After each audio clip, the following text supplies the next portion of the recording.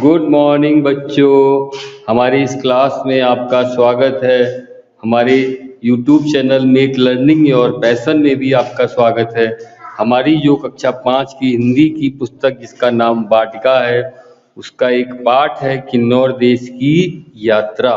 तो हम आज उस पाठ को पढ़ेंगे और साथ ही पहाड़ों पर बसने वाले लोगों के बारे में, उनकी जीवन शैली कैसी होती है, उनके घर कैसे होते हैं, उनका रहन सहन कैसा होता है, इन सब के बारे में चर्चा करेंगे।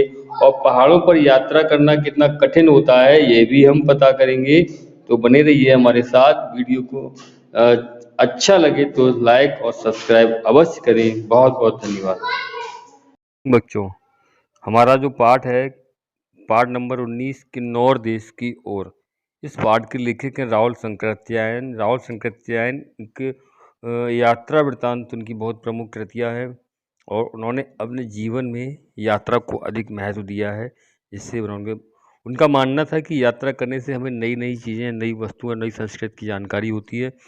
और अगाथो गोमक्कड़ जिज्ञासा उनका एक प्रसिद्ध वाक्य भी रहा है। तो उन्हीं की ये रचना है किन्नौर देश की ओर। चलिए हम अपने पाठ की तरफ चलते हैं। किन्नौर देश की ओर। रामपुर ये हिमाचल प्रदेश में स्थित है। से 17 मई को प्रस्थान किया। यद्यपि मेरे पास एक ही खच्चर का सामान था, किंतु पहाड़ में अकेला खच्चर ले नहीं जाया जा सकता, इसलिए सामान के लिए 2 खच्चर और सवारी के लिए एक घोड़े का प्रबंध किया गया था। अभी कुछ ही दूर गए होंगे कि घोड़ा ठमकने लगा। साथ चलने वाले लड़के से पूछा, घोड़े की पीठ तो कटी नहीं है? लड़के ने पहले इधर उधर करना चाहा, किंतु जोर देने पर बोला, हाँ पीठ कटी है। मैंने घोड़े को लड़के के हवाले करके कहा, इसे तुरंत अस्तबल में ले जाकर दूसरा घोड़ा बदल कर ले आओ। मैं गौरा में प्रतीक्षा करूंगा।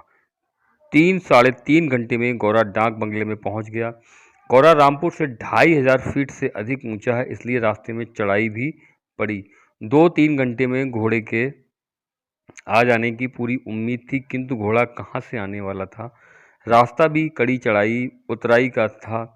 धूप भी तेज थी। मत पूछिए अंतिम 4 मील ने क्या गति बना दी थी, किंतु हिम्मत छोड़ने की बात न थी। रास्ते में बुशहरी नारियां डांडे पर के किसी मेले से खूब बनी ठनी लौटी आ रही थी। कोई गीत गा रही थी, किंतु यहाँ देखने सुनने के लिए दिल कहाँ था। आगे बढ़ तो रहा था, किंतु हर पाँव घंटे पर जान पड़ता था। फिर भी 21 मील की यात्रा करके सूर्यास्त के समय सराहन के डाक बंगले पर पहुंच गया। ये देखिए यात्रा हो रही है, पैदल यात्रा। 2 खच्चर हैं, साथ में सामान भी है। तो सराहन के डाक बंगले पर पहुंचे तो बंगला बंद था। मालूम हुआ चौकीदार साहब मेला गए हुए हैं, आज रात को शायद ही लौटेंगे। खैर कोली बूढ़ा कुछ बीमार था, इसलिए वह मेला जो न जा सका। नहीं तो उसी थकान में 7000 फीट की ऊंचाई पर रात में बाहर घास पर बैठना बहुत प्रिय नहीं लगता। बूढ़ा कहीं से कुर्सी ले आया। पूछताछ करने पर मेट के पास चाबी निकल आई। थोड़ी देर बाद दौलत राम भी खच्चरों को हाके आ पहुंचे। जान पड़ता था कि वह हमसे भी अधिक थके मांदे हैं। ये चित्र है वहां पर पहुंचने का। दोपहर को छाछ भर पिया था। छाछ कहते हैं मट्ठा को। इसलिए भूख तो लगनी ही ठहरी, किंतु इस समय थोड़ा लेट जाने का ख्याल था। हमें सबसे ज़्यादा चिंता थी कल की यात्रा की। अगले दिन पैदल चलने की शक्ति नहीं थी हमें। अभी हम किन्नौर देश नहीं पहुंचे। अभी हम 3-1 मील और चलना पड़ा। मनोरी की धार आई। यहाँ से हम असली किन्नौर देश में दाखिल हुए। यहाँ पर स्त्रियाँ ऊन साड़ी पहने थीं। हाँ, ऊन साड़ी को ऊनी साड़ी मत मान लीजिए। यह काफ़ी लंबा चौड़ा पतला कंबल होता है, जिसे स्त्रियाँ दाहिना कंधा खोले कांटे से इस प्रकार पहनती हैं कि सिर को छोड़कर सारा शरीर ढक जाता है।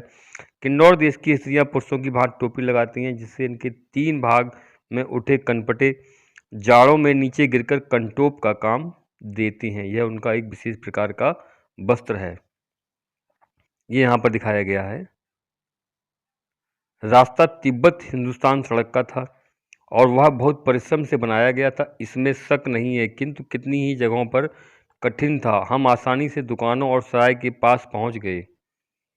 सराय के दुपहले और शायद खटमल पिस्सुओं से भरे बरामदे को न पसंद कर मैंने दुकान की जहाँ पसंद की दुकान में काफ़ी आलू पड़े थे और गुड़ पर मक्खियाँ भिनभिना रही थीं। मेरे खाने खरीदने की वहाँ कोई चीज़ न थी। पास के कटे खेत में अपनी राबड़ी डाले खम्पा पड़े थे।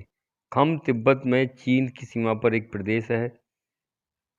शायद इनके पूर्वजों में से कुछ इसी समय खम से खाना बदोशी करने घूमने इधर आए हों।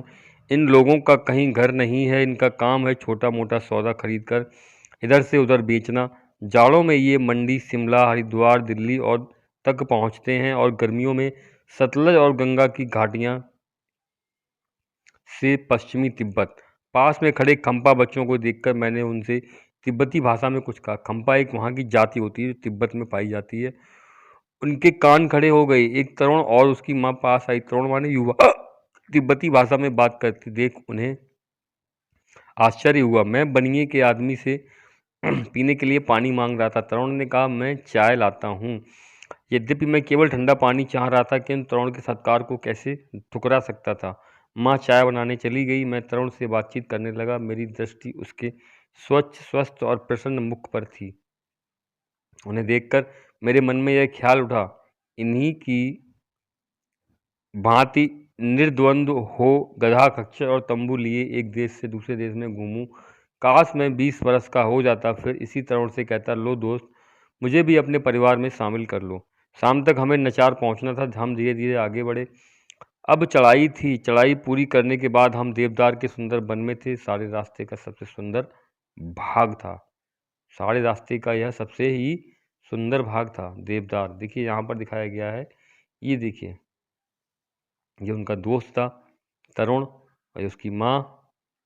यहाँ पे सराय, सारा पर्वत सदा हरे भरे रहने वाले देवदारों से ढका था। बीच बीच में कुछ गांव भी मिले। एक गांव सड़क के नीचे पास ही था। इसमें मंदिर था। 18-20 खूंद का सुडरा गांव यही है।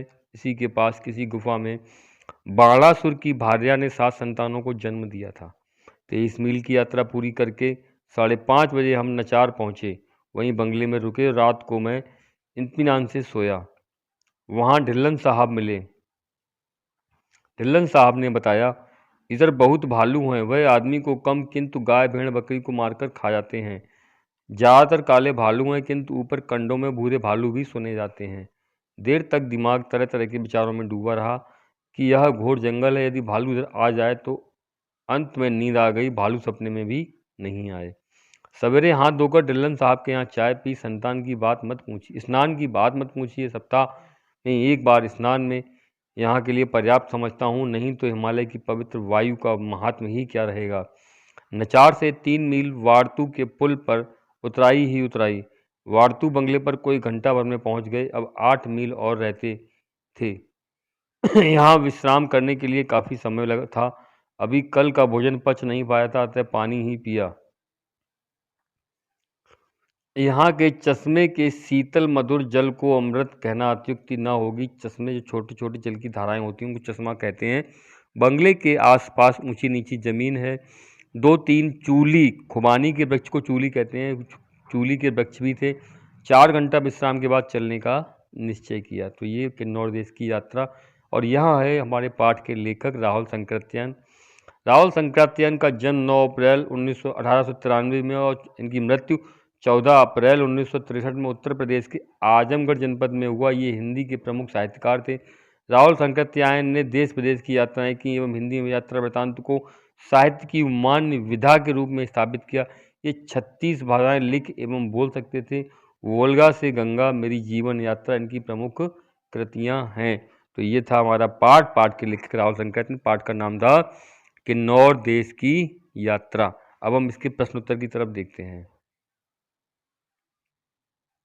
कुछ कठिन शब्दों के उत्तर देख लेते हैं। किन्नौर देश क्या है? किन्नौर देश हिमाचल प्रदेश का एक रमणीक भाग है जो तिब्बत की सीमा पर बसा है। अभ्यस्त, जिसने अभ्यास किया हो या कुशल हो। ठमकना, चलते चलते रुक जाना, जैसे घोड़ा ठमकने लगा यानी चलते चलते रुकने लगा। खाना बदोश, जिसका कोई घर ठौर ठिकाना ना हो। निर्द्वंद्व, बिना द्वंद्व के यानी बिना किसी लड़ाई के। सत्कार, आदर सम्मान। अत्युक्ति, बढ़ा चढ़ाकर कहना। भार्या, पत्नी। गत माने दशा, महात्म माने महत्व और चश्मा माने झरना। झरने का ही दूसरा नाम चश्मा होता है। तो अब आते हैं बोध प्रश्न। लेखक ने यातायात के लिए किस साधन का उपयोग किया और क्यों? देखिए, लेखक ने यातायात के लिए 2 खच्चर और घोड़े का उपयोग किया। क्यों? खच्चर पे सामान लादने के लिए और घोड़े पर खुद की सवारी करने के लिए। थोड़ी दूर चलते ही क्या घटना घटी है, लेखक के किस गुण का पता चलता है? देखिए, थोड़ी दूर चलने पर घोड़ा ठमकने लगा और लेखक ने पता किया कि घोड़े की पीठ कटी हुई है क्या। इससे लेखक के पशु प्रेमी होने का पता चलता है। सराहन के डाक बंगले पर पहुंचने में लेखक की दशा का वर्णन कीजिए। सराहन के डाक बंगले पर पहुंचते समय लेखक बहुत ज़्यादा थक गया था। चूंकि बंगले पर चौकीदार नहीं था, इसलिए और वो परेशान हो गया कि 7000 फीट की ऊंचाई पर बाहर रहना पड़ता। चूंकि वहां पर जो एक व्यक्ति था वो सही बीमार था, इसलिए वो मेला नहीं गया हुआ था।